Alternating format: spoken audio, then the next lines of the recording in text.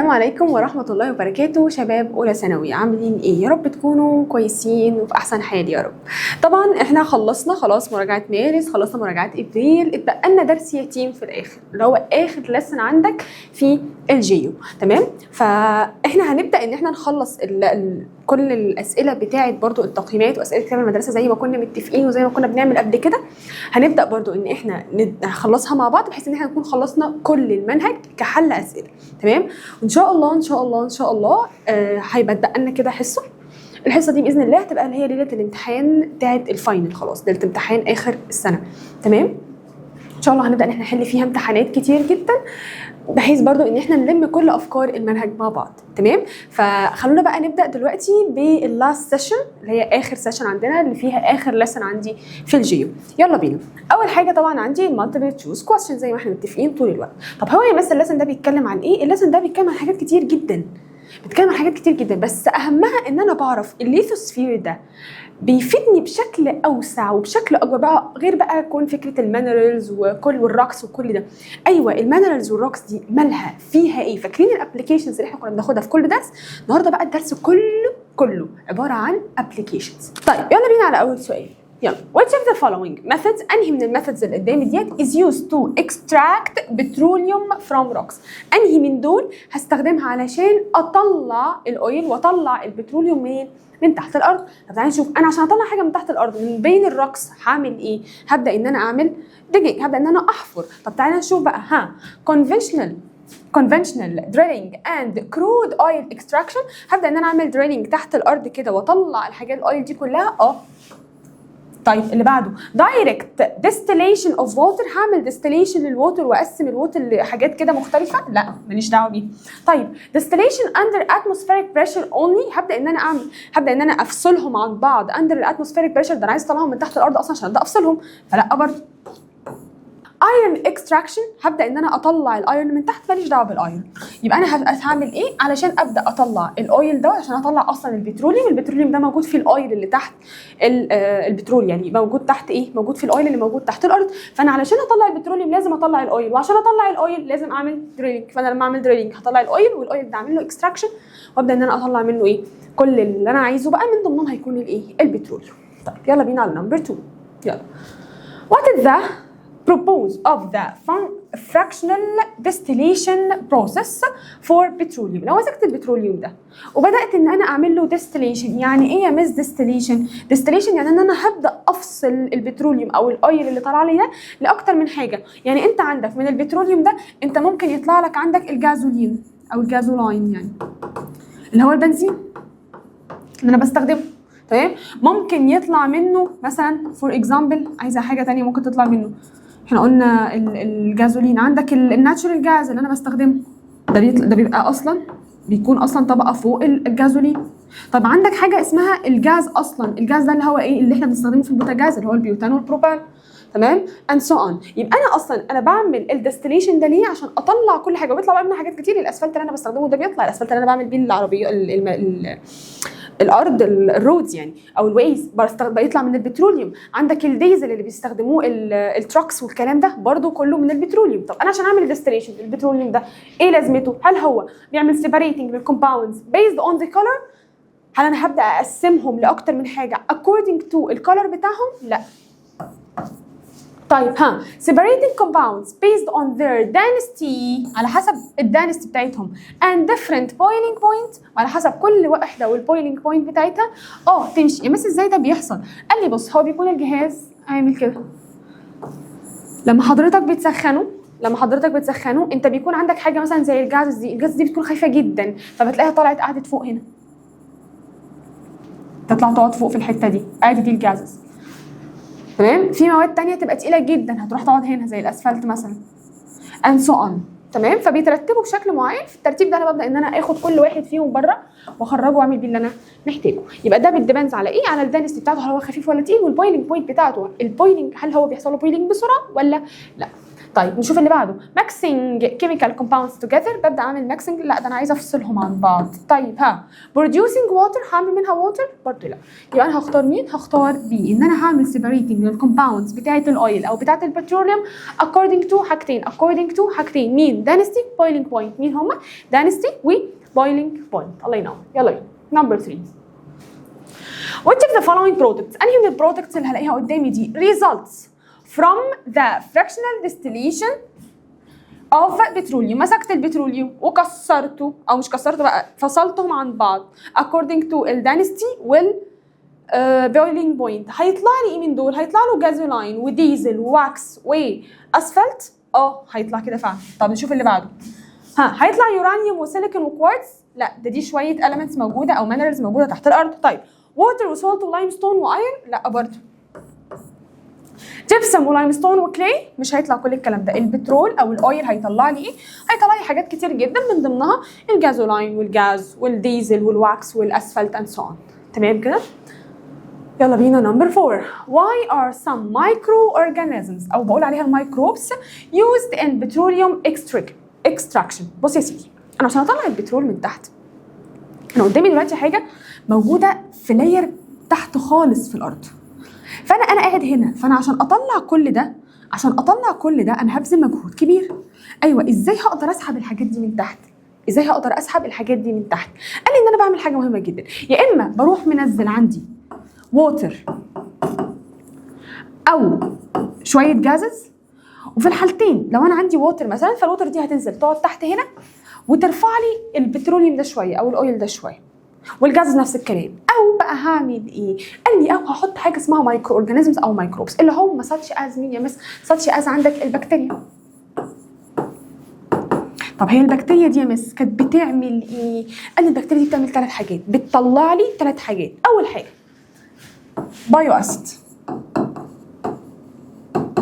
تاني حاجه بايو بوليمر،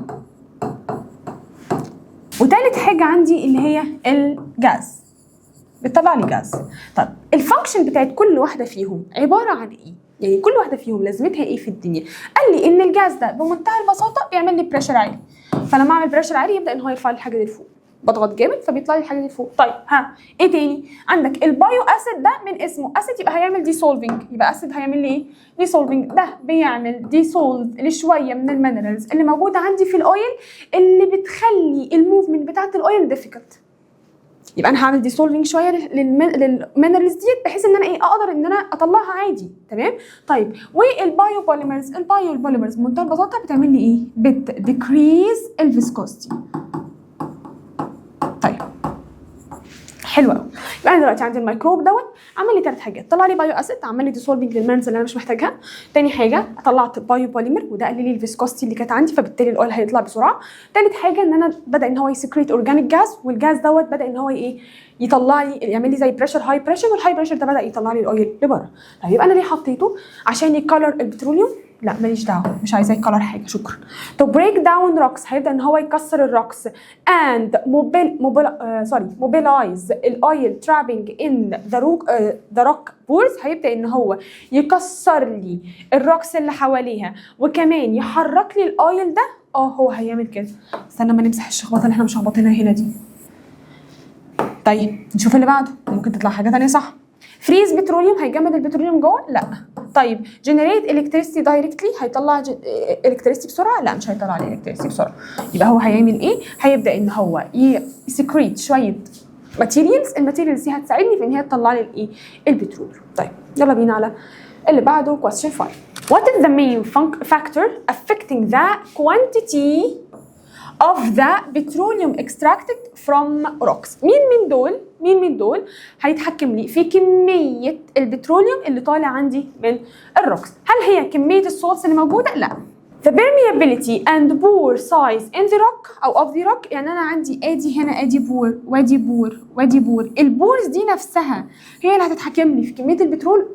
ما أنا كل ما البورز دي تكون عندي كبيرة هتحوش بترول اكتر، فلما تحوش بترول اكتر وانا اعرف ان هنا في بترول وابدا ان انا اعمل اكستراكتنج ليه، ايه اللي هيحصل؟ هطلع بترول اكتر. يبقى دي تنفع. طب نشوف الباقي، يلا بينا. air temperature only، temperature بتاعت الاير؟ لا. طيب the type of surrounding vegetation، ماليش دعوه بالفيجيتيشن اللي حواليا او بالبلانتس اللي حواليا. يبقى انا هختار مين؟ هختار بي. ليه؟ لان انا اهم حاجه عندي هل الروك ده بيرميبل ولا لا، هقدر ان انا اطلع منه. يعني تخيل كده حضرتك عندك عصير، والعصير ده انت حاطه ما بين روكس المسافات بتاعتها كبيره او كور المسافات بتاعتها كبيره، وما بين ساند. فالساند عندك المسافات ما بينهم صغننه، الانترفيرتيكال سبيس بتاعتها صغيره جدا. فلو انت قررت ان انت تطلع الجوز دوت او الميه دي من ما بين الفراجمنتس ديت او ما بين السمول بارتيكلز دي، هتبقى صعبه جدا لان البورز نفسها مش شايله كتير. تمام كده؟ فكل ما بتكون اوسع السايز بتاعي بيبقى اوسع، ده بيساعدني في ان انا اطلع بتروليوم بشكل اكبر. طيب يلا بينا نمبر 6. Which of the following illustrate the source of nuclear energy used in الضبع plant؟ طيب تعالى نشوف بقى حوار الضبع ده. الضبع ده عندنا هنا في مطروح، تمام؟ ده بروجكت في مطروح. بيعمل ايه الراجل ده؟ بمنتهى البساطه ان هو بيستخدم النيوكلير انرجي، الانرجي اللي جايه من النيوكليس نفسها بتاعه اليورانيوم، وابدا اطلع منها الكتريستي. طب هي مثل الالكتريستي دي حاجه نظيفه وكويسه يعني اللي طالعه لي ديت؟ مش بتأمت اتليست مش بتأمت كربون دايوكسيد بشكل كبير، تمام؟ فمش بتعمل لي اير بولوشن. طيب تعالى بقى نشوف، هل انا بستخدم السولار هيت؟ لا. بستخدم يورانيوم؟ مش شروق لسه قايله كده. الكول لا، والناتشورال جاز لا. الكول والناتشورال جاز في كل الحالات هو ده الفوسيل فيولز اللي احنا بنستخدمها، فدي بتطلع لي نسبه كربون دايوكسيد كبير جدا whenever it's burned. لما حضرتك بتحرقها بتطلع كربون دايوكسيد كتير جدا، فالكربون دايوكسيد الكتير ده بيبدا ان هو يعمل لي الاير بولوشن، هو السبب عامه في الاسيد رينز والجلوبال وورمنج وكل الحوارات اللي احنا عايشين فيها دلوقتي دي. تمام كده؟ طيب يبقى الضبع ده موجود فين؟ خليك فاكر ان الضبع ده موجود عندي فيه البروجكت بتاع الضبع ده موجود عندي في مطروح. بستخدم فيه مين؟ بستخدم فيه اليورانيوم. ليه بس؟ عشان اعمل منه الكتريستي. تمام كده؟ طيب يلا بينا. Number 7. Why is geothermal energy؟ ليه الجيوثيرمال energy considered a sustainable energy source؟ طب مين هي اصلا الجيوثيرمال energy دي؟ هو قال لي بص بمنتهى البساطه، احنا كان عندنا في اللايرز بتاعتي، انا كان عندي حاجه زي الماجما مثلا، الماجما دي سخنه مولعه نار، صح كده؟ التمبريتشر بتاعتها عاليه جدا. فهو جه قال لي بص يا سيدي، حضرتك كل ما بتنزل تحت في اللايرز بتلاقي الدنيا حر اكتر. قلت له طب دي حقيقه فعلا. فقال لي انا هعمل ايه بقى؟ هروح انا اعمل حاجه جميله جدا، هبدا ان انا اخزن ميه تحت، هبدا ان انا انزل ميه. استنى بس شويه كده. هبدا ان انا انزل ميه تحت، ادي مثلا هنا فور اكزامبل دي ووتر. طيب بعدين يا سيدي قال لي بعدين بمنتهى البساطه الميه دي بتبدا ان هي يحصل لها هيتنج، تسخن. ليه؟ اصل تحتها الماجما، فهتبدا ان هي تسخن. فلما تسخن هتلاقي الجراوند اللي فوقي مالها سخنت، بقت وورم، بقت دافيه. عشان كده دايما يجي يقول لك من اهم الابلكيشنز بتاعه الجيوثيرمال انرجي ان انا بستخدمها في warming ذا هاوسز. تمام؟ كمان بستخدمها في الفورمز. تمام كده؟ طيب يبقى تعالى because it relies on fossil fuels، لا مش هستخدم فيها fossil fuels، انا هيلا بستخدم شويه ميه يعني. طيب because it's continuous and renewable due to the heating of the earth's interior، هي عباره عن حاجه continuous ما بتخلص and renewable، سهل ان انا اقدر اوصل لها وسهل ان هي تتجدد تاني، لان هي بتعتمد بشكل اساسي على ايه؟ على الهيت بتاعه الارث، الاندر جراوند او الاندر جراوند او اللايرز اللي تحت الارض. طيب because it produces high pollution، لا هي مش بتعمل pollution خالص. طيب because it's limited and depleted quickly، بتخلص بسرعه. وهي limited؟ لا هي مش limited ومش بتخلص بسرعه، بالعكس هي موجوده طول الوقت، لان انا بتكلم هنا على حاجه في اللايرز بتاعه الارض زي الماجما اللي هي الابر مانتل اللي كان الاسينوسفير لو تفتكر. تمام كده؟ طب يلا نمبر 8.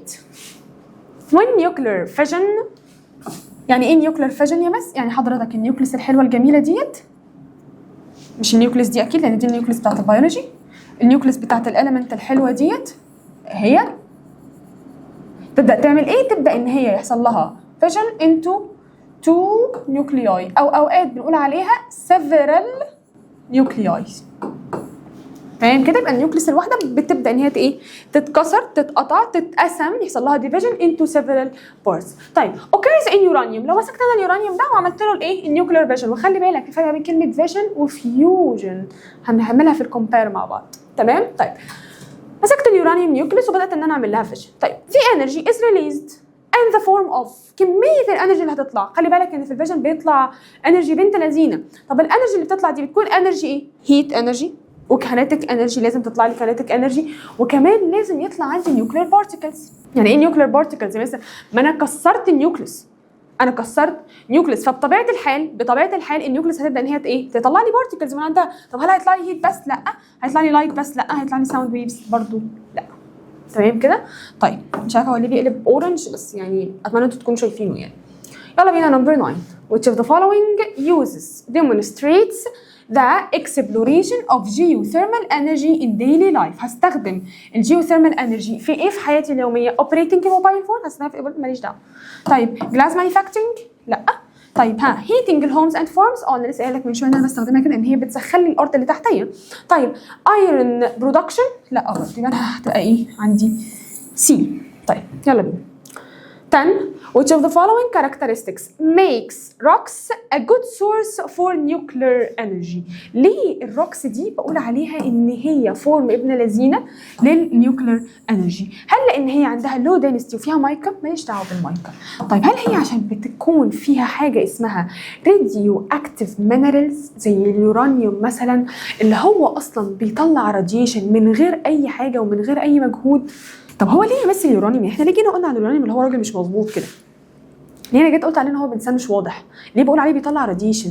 قال لي علشان هو عنده انستيبل نيوكلياي، النيوكليس بتاعته مش ستيبل اصلا، فبالتالي هي مش قادره ان هي تبقى فيكسد، فبتبدا تعمل ايه؟ بتبدا ان هي تطلع راديشن كبير جدا. الراديشن ده على فكره احنا بنستخدمه دلوقتي في الحروب النوويه واللي هي الانشطارات بقى بتاعت ذره الهيدروجين واليورانيوم والكلام ده، اللي هو الكلام ده ليه علاقه بايه؟ ان انا باخد النيوكليس الصغنونه الحلوه ديت اللي ليها لفه طول الطحين وصغنونه كده على قدها، هدفها في الدنيا ان هي تبقى ستيبل، وابدا ان انا اعمل لها ايه؟ فيجن كتير جدا، ابدا ان انا اخليها تنقسم. يبقى ماشي هي دي. طب نشوف اللي بعده.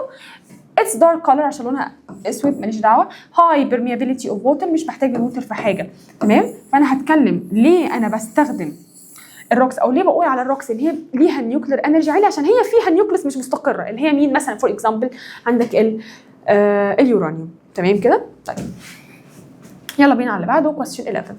طيب احنا هنا خليناها يلا بينا. طيب what role do groundwater resources play in geothermal power plants؟ دلوقتي انا عندي الجيوثيرمال باور دي فيها underground water.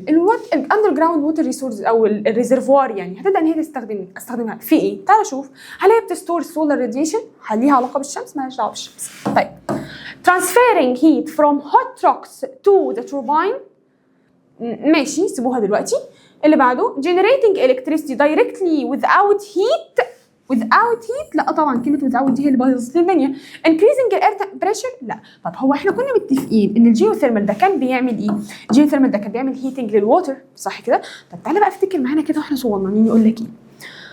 حضرتك انا كان عندي حاجه اسمها تورباين، قلتها لك برده في الدرس اللي فات. يعني ايه تورباين يا مس؟ قلت لك التورباين ده هو عباره عن عجله، العجلتين دول بيبداوا ان هم يلفوا حوالين بعض، فلما بيلفوا حوالين بعض بتبدا تحرك لي حاجه اسمها جنريتور، والجنريتور ده بطبيعه الحال بياخد الكينيتيك انرجي اللي هو اتحرك بيها ديت ويكونفرتد انتو الكتريكال انرجي على طول، تمام كده؟ طيب يبقى انا ممكن استخدم الجيوثيرمال باور دي بايه؟ بان انا اجنريت كلين انرجي. ازاي يا مس؟ هي مش الميه اللي بتسخن بتطلع ستيم؟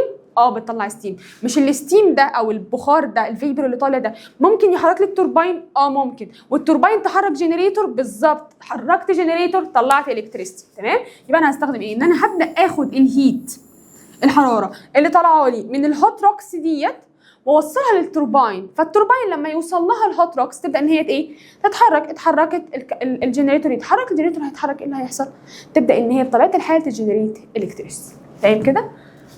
يلا بينا نمبر 12. which of the following statements correctly describe the AGS project؟ طب تعالى نشوف ايه حوار ال AGS project دوت. بص يا سيدي، بيقول لي بمنتهى البساطه ال AGS دوت هو application عن الجيوثيرمال انرجي او الجيوثيرمال سورس، تمام كده؟ يبقى انا ما خرجتش بره اللي انا كنت لسه بتكلم فيه من شويه. طب الاي جي سي ده هستخدمه في ايه؟ نفس الكلام، هسخن حاجه. طيب تعالى نشوف. it relies on concentrated solar power، ماليش دعوه بالسولار باور. طيب يلا بينا. it use deep drilling to pump the water into hot rocks to generate electricity. هبدا استخدمه عشان انزل الميه تحت. هو ده اصلا الهدف من الجيوثيرمال، تمام كده؟ طيب يلا بينا على بعد. it burns coal to produce steam. لا مش بحرق، على فكره دي التراديشنال واي، ان انا احرق الكول عشان اجنريت ستيم والستيم ده يبدا يحرك لي التوربين. دي الايه؟ دي اللي بنقول عليها التراديشنال واي، تمام. احنا اوريدي بنعمل الكتريستي بالطريقه دي، بس انا دي طبعا مش كلين، دي حاجه مش سيف، تمام، لان هي بتأمت كربون دايوكسيد كتير جدا. طيب it relies on wind to heat the rocks. لا ملهاش دعوه الويند. يبقى انا هستخدم مين؟ هستخدم عندي بي، ان انا هستخدم الجهاز دوت او البروجكت دوت في ان انا انزل الميه تحت الارض. تمام كده؟ طيب يلا بينا نمبر 13. What is the main environmental benefit of using nuclear and geothermal energy instead of fossil fuel؟ يا ترى ليه انا عايز اوقف الفوسيل فيول؟ قلت لك الفوسيل فيول كان بيطلع لي كميه كربون دايوكسيد كتير جدا وكربون مونوكسيد كتير جدا، وانا مش محتاجه الحاجات دي، لان الحاجات دي بدات تعمل لي ايه؟ اير بولوشن. طب تعالى نشوف بقى النيوكلير والجيوثيرمال انرجي هيساعدوني في ايه؟ اول حاجه increase the coal consumption، ده هيساعدني في ان انا استهلك كول اكتر؟ لا طبعا. طب اللي بعده increase البرودكشن اوف توكسيك جازز، ده هيساعدني في ان انا اطلع جازز اكتر؟ برضو لا، وتوكسيك كمان. reducing الجرين هاوس جاز emissions. مين هي الجرين هاوس جاز emissions؟ اللي هي الكربون دايوكسيد والكربون مونوكسيد، فانا كده بعمل لها ريدكشن، بقللها. طيب greater consumption of river water، هستخدم ماليش دعوه بالووتر في النيوكلير وفي الجيوثيرمال، انا ماليش دعوه بالريفر ووتر، تمام. فانا هبدا ان انا استخدمها عشان ايه؟ اقلل من الجرين هاوس جازز emission. يلا بينا نمبر 14. Which of the following situations best illustrate a practical application based on the principle of storing energy using compressed air inside the lithosphere caves؟ طب تعالى بقى نشوف السؤال الطويل العريض ده عايز ايه. الراجل في الاخر بيقول لي انا عندي جمله من الجمل دي بتوضح لي ازاي لما بستخدم الاير اللي انا بعمل له compressing under high pressure بنزله لتحت جامد قوي، ازاي ده بيساعدني في الليثوسفير. تعالى نشوف. اول حاجه storing electricity in lithium batteries inside industrial buildings. هل الليثيوم له علاقه بالاير؟ لا. طيب اللي بعده using natural salt caves، هبدا استخدم السولتس اللي موجوده عندي في الكيفز to compress and release air to power generator during peak consumptions. ممكن، ما انا هنا جبت سيره الاير، ما انا هنا بقول لك ان انا هستخدم السولت اللي موجوده تحت في الروكس ديت عشان تقدر ان هي تخزن وتضغط وتطلع الاير بعد كده، اللي الاير ده ممكن استخدمه في ان انا اجنريت الكتريستي عن طريق برضه التوربينز والجنريتورز. طب ماشي تمشي. increasing the wind speed around the turbines to boost generation efficiency. انا مالي بالويند دلوقتي، انا بقول لك ان انا الاير ده هدخله تحت الارض، هنزله تحت الارض، ماليش دعوه بالويند اللي بره. طيب storing natural gas in underground، ماليش دعوه بالايه؟ بالناتشورال جاز، مش انا اللي بخزن اصلا الناتشورال جاز. يبقى هتبقى عندي بي. ليه يا مس؟ لان انا لما بدخل الاير تحت بحطه اندر هاي بريشر بيبدا ان هو يضغط عندي على الاير اللي موجود تحت دوت، بيبدا ان هو ايه؟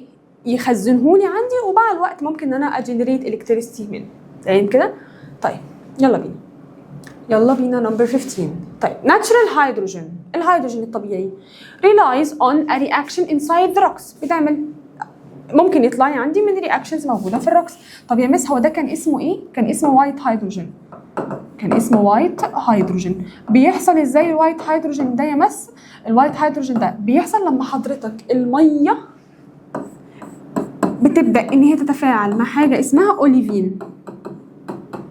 ماله الاوليفين ده يا مس؟ الاوليفين ده عباره عن المغنيسيوم والايرن سيليكيت، هيبدا يحول لي الاوليفين ده لبرودكتس كتير من ضمنها الهيدروجين. هنتكلم في ده في الايساي كده من ضمنها الهيدروجين. طب تعالى نشوف ده ايه اللي بيحصل هنا.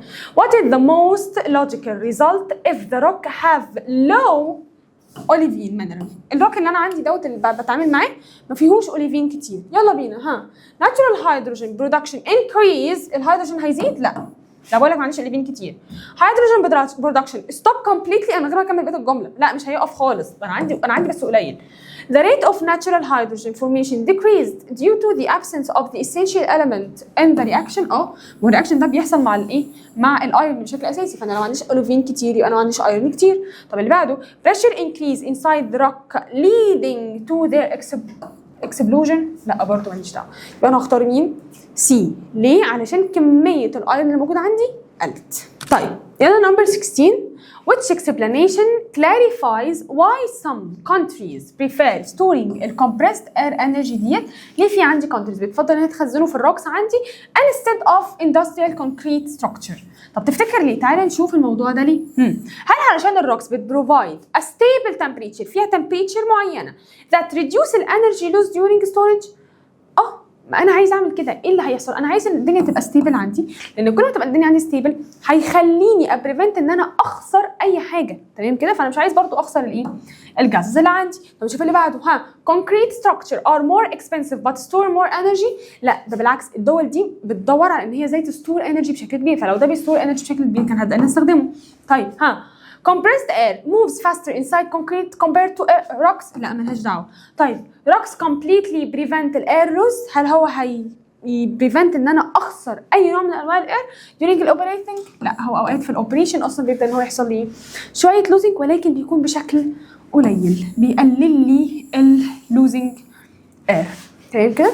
طيب number 17. If a country wanted to reduce carbon dioxide emission، عايز ان انا اقلل من نسبة الكربون دايوكسيد اللي انا بطلعها and the heavy industry sector، ماشي، هعمل ايه بقى؟ which option based on natural hydrogen would be the most effective؟ تعال نشوف هنعالج المشكلة دي ازاي. يلا بينا.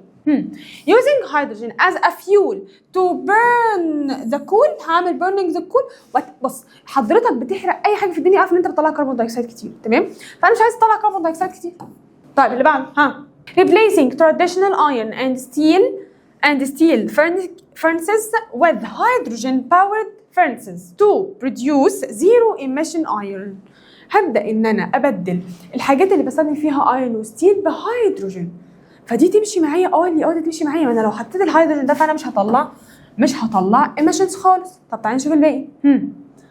mixing natural hydrogen with natural gas without modifying the technology. ما انا لو ما عملتش modification ما فرقش معايا في حاجه، كده كده الناتشرال جاز هيبدا ان هو يتحرق، فلما يتحرق يبدا ان هو يطلع لي كربون دايوكسيد. طيب using الهيدروجين only to power small vehicles، برضه لا. يبقى انا هختار ايه؟ هختار ان انا هبدل التراديشنال ايرون اند ستيل بان انا هحط مكانها ايه؟ هيدروجين، تمام كده؟ number 18. which conclusion is the most accurate when comparing compressed air؟ هبدأ ان انا اقارن ما بين ال compressed air and natural hydrogen energy as a resource from the lithosphere. تعال نشوف. both require high heat from Earth's interior for their production. هل الاثنين بيطلعوا لي هيت عالي جدا؟ لا، ده انا عندي بيطلع هيت اللي هو الايه؟ او بيستخدم ليه علاقه بالهيت، يعني الكمبرسد اير اللي هو بينزل تحت الارض. طب اللي بعده. natural hydrogen is produced via a chemical reaction inside the rocks while compressed air relies on the physical properties of the rocks for energy storage. ازاي يا مس؟ ما لسه قايل لك يا عم من شويه، مش لسه قايله لك ان الاوليفين بيعمل كيميكال رياكشن مع الووتر، فبيبدا ان هو يطلع لي برودكتس كتير كان من ضمنها الهيدروجين، صح كده؟ فاكر الكلام دوت؟ الهيدروجين ده، يبقى الهيدروجين ده طالع من كيميكال رياكشن. طيب ازاي بتقولي ان الكمبريسد اير عباره عن فيزيكال بروبرتي؟ ايوه، لان هو اصلا بخش جوه البورز بتاعت الروكس، فالبورز بتاعت الروكس دي عباره عن ايه؟ عن فيزيكال بروبرتي للروك، تمام؟ طيب شوف اللي بعده. compressed air is more environmentally hazardous because it release greenhouse. لا، الكمبريس اير مش بيطلع لي جرين هاوس. طيب neither can be stored in the lithosphere، ما فيش حد فيهم يقدر لا، الاثنين بيتخزنوا في الليثوسفير. هختار عندي بي، تمام كده؟ طيب يلا بينا على نمبر 19. What phenomenon describes the increase in temperature as we move deeper into the earth؟ مين من دول بيقول لي ان انا كل ما بنزل في اللايرز كل ما عندي التمبريتشر بتاعتي بتعلى؟ هل هي السيرفيس تنشن؟ لا. هل هي الجيوثيرمال جراديوينت؟ ايوه، كل ما بتنزل تحت حضرتك الثيرمال انرجي بتاعتك بتعلى. طب هل هي الراديو اكتيف ديكي؟ هل هي الفانكشنال ديستيليشن؟ لا، هتبقى عندي بي. طيب يلا بينا نمبر 20. energy is stored in CAES technology. طب ايه هي CAES دي بس؟ اللي هي compressed air energy store. طيب تعالى نشوف. ده بقى الانرجي هنا اللي بيحصل لها ستورنج بتبقى عباره عن ايه؟ هل هي بتكونفرت الالكتريستي تو هيت؟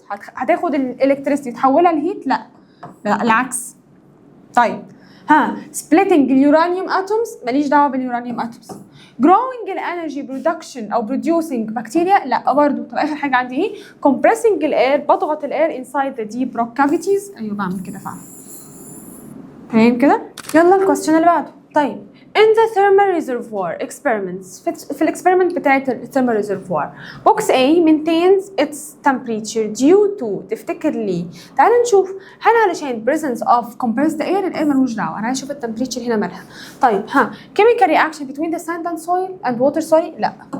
طب امال heat storage in the medium كميه الهيت المتخزنه تمشي. طيب using the بيزو الكتريك انرجي ماليش دعوه بالبيزو الكتريك انرجي، بيزو الكتريك انرجي كانت بتطبق على الكوارتز بالمناسبه يعني. فهتبقى عندي مين؟ سي. Question 22 infer the role of Henry. تعال نشوف هنري عمل ايه played in changing the perception of uranium's energy source. تعال نشوف هنري قال ايه عن اليورانيوم. هل هو قال ان هو او هو اثبت يعني عمل proved it emits radiation spontaneously without external energy. هو اثبت لي ان الراديوم ده بيطلع radiation بس من غير اي external energy، من غير اي energy من بره تساعده ان هو يعمل الراديشن ده. هو قال لي اصلا ان هو unstable، فطالما هو unstable already فما كانش هيطلع او هو سوري هيبدا كده ان هو يعمل ايه راديو او ان هو بيكون راديو اكتيف فبيطلع راديشن بشكل كبير جدا مش محتاج لحد. طيب proved it needs sunlight لا، هو مش عايز sunlight، الراجل اصلا unstable لوحده. discover radium انا مالي ولا الراديوم، ده بتكلم عن اليورانيوم. invited ذا ضبعه plant ماليش دعوه بالضبعه، هو ما حضرش الضبعه اصلا، فهتبقى عندي مين؟ هتبقى عندي ايه. طيب اللي بعد كده عندي الاساي questions. crude oil requires fractional distillation before being used in cars and factories. تفتكر ليه انا لازم ان انا اعمل ديستيليشن للاويل اللي طالع عندي من تحت الارض اللي هو البتروليوم اللي هو انا سميته عندي هنا ايه؟ سميته عندي الكرود اويل. طيب ليه لازم اعمل له ديستيليشن ده الاول قبل ما ابدا استخدمه في الكارز وفي الفاكتوريز؟ بمنتهى البساطه لان الاويل ده فيه كميه ماتيريالز كتير جدا جدا جدا. يبقى حاجه اقول له because الديستيليشن ده عباره عن ايه؟ ده ديستيليشن الفراكشنال ديستيليشن. ماله بقى الفراكشن ديستيليشن دوت؟ بمنتهى البساطه الفراكشن ديستيليشن دوت هو عباره عن separating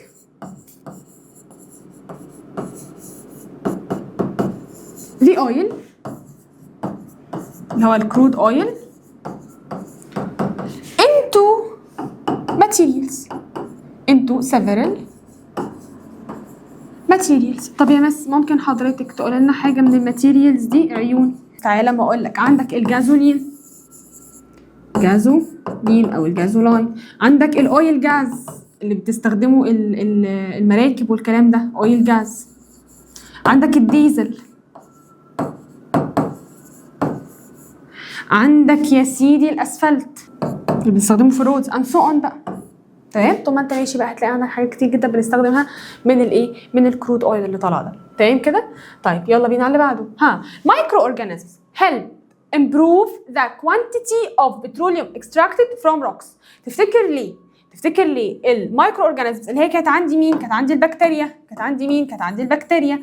تفتكر ليه كنت بستخدم البكتيريا دي؟ كانت بتعمل ايه؟ because it will secrete 3 materials. بتعمل ايه؟ بتعمل secrete because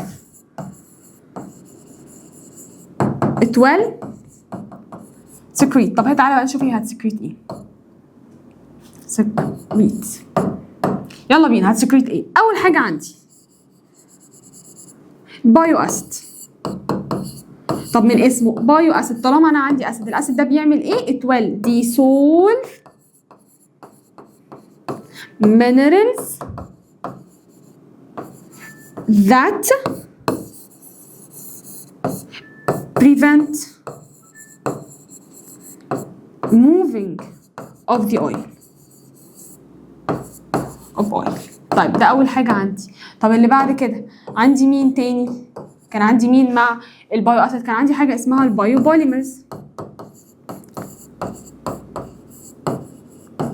طيب البايو بوليمرز دي كانت بتعمل لي ايه؟ البايو بوليمرز دي قلت لك في اول السيشن ان هي كانت بتعمل ايه؟ بتديكريز او بتريديوس اهو decrease the viscosity of the oil. طيب فيسكوستي. طب اخر حاجه عندي كانت ايه؟ اخر حاجه عندك يا باشا عندك البايو جاز. ايه هو حوار بقى البايو جاز دوت؟ البايو جاز ده بمنتهى البساطه كان بيعمل ايه؟ كان بينكريز البريشر. يبقى كان increases the pressure increases the pressure. فلما البريشر عندي يعلى بتبدا ان هي ايه؟ تطلع عندي بشكل كبير. تمام؟ يبقى المايكرو اورجانيزم اللي هو كان البكتيريا كان بيعمل ايه؟ كان بيسكريت 3 حاجات. كان بيعمل ايه؟ كان بيعمل سكريشن لكام حاجه؟ 3 حاجات اللي هم ايه؟ عندك البايو اسيدز. البايو اسيدز دي كانت بتعمل ديسولفنج للمينرالز اللي موجوده عندي في البتروليوم دوت اللي انا مش محتاجاها. ليه مثلا مش محتاجاها؟ لان هي بمنتهى البساطه بتعمل ايه؟ بريفنت للموفينج بتاع الاويل او بتعمل لي ريديوسنج في الموفينج بتاع الاويل وانا محتاجه ان هو يطلع بشكل كبير. طيب اللي بعده البايو بوليمرز كانت بتديكريز الفيسكوستي. واخر حاجه عندك البايو جاز كان بيعمل ايه؟ كان بينكريز عندي نسبه البريشر. فما البريشر يعلى كان اللي يحصل؟ لما البريشر عندي كان يعلى كنت بتلاقي عندك الاويل بيطلع معاك بشكل سهل وسريع. طيب يلا بينا على اللي بعده question 3. There is a relationship between rock permeability and the quantity of petroleum that can be extracted from that. طب تعالى افتكر. تعالى من شويه قلت لك ايه؟ قلت لك لو انا عندي روك وادي الروك بتاعي. في عندي هنا الانتر بارتيكل سبيس بتاعت الروكس عندي كبيره فبتبدا ان هي تعمل ايه؟ تعمل لي ستورنج بشكل اكبر. فلما تعمل لي ستورنج بشكل اكبر هيبقى اسهل عليا ان انا اقدر اعمل اكستراكتنج، اقدر اطلع اللي موجود فيهم. لكن نفس الاكزامبل رحت قايل لك ايه؟ قلت لك طب تخيل بقى حضرتك ان انا معايا ساند والساند ده جواه ميه وانا عايز اطلع الميه اللي فيه، هل هعرف؟ لا هيبقى صعب. تمام كده؟ فانا هعمل هنا هقول ايه؟ when او with increasing and the permeability. لما ازود permeability of the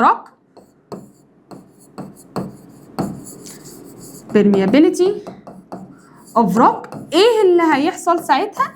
اللي هيحصل ساعتها the extracted او the amount، ممكن نقول بقى the amount او the quantity على طول.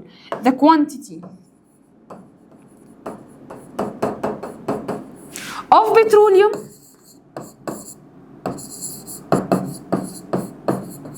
مالها هيحصل لها ايه؟ increase.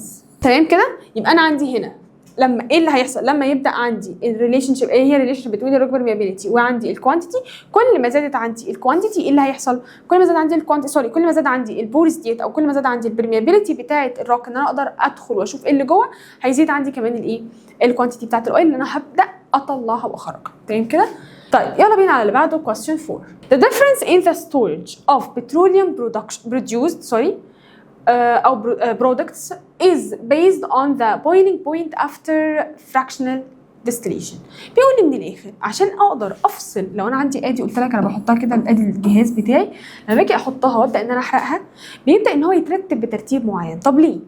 قال لي احنا اتفقنا في التشويس عشان حاجتين، اول حاجه الدانستي وتاني حاجه عندي مين؟ البويلنج بوينت. اول حاجه الدانستي وتاني حاجه عندي مين؟ البويلنج بوينت. طب هو بيقول لي بقى تفتكر ليه بيحصل عندي المنظر ده؟ وكمان يا ريت لو تديني اكزامبلز. طب تعالى اقول لك because each material has specific boiling point